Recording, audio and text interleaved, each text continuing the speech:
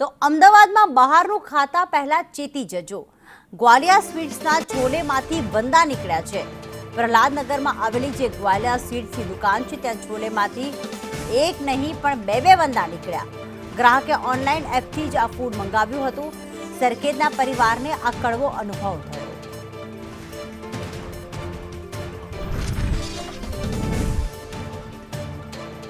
તો પ્રહલાદનગર વિસ્તારમાં જે ગ્વાલિયા સ્વીટ્સની બ્રાન્ચ આવેલી છે ત્યાંથી એક સરખેજના એક પરિવારે એક ગ્રાહકે ઓનલાઈન ફૂડ મંગાવ્યું હતું અને ઓનલાઈન ફૂડ જે આવ્યું તેમાં છોલે મંગાવ્યા હતા।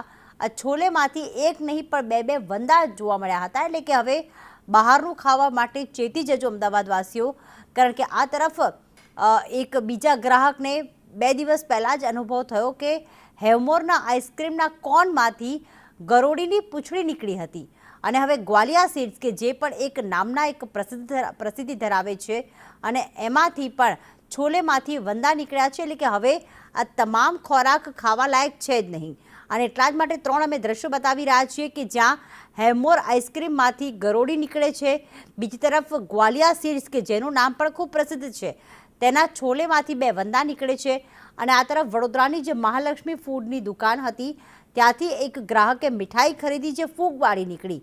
ત્યારે તંત્રને રજૂઆત કરી તેમ છતાં તેને કોઈ ડર ન લાગ્યો અને તે અત્યાર સુધી વેચાણ કરતો જ હતો, પરંતુ જ્યારે ગ્રાહક અધિકારી સાથે પહોંચ્યો ત્યારે દુકાન બંધ કરાવવામાં આવી। એટલે કે 3 એવી ઘટનાઓ છેલ્લા 48 કલાકમાં સામે આવી।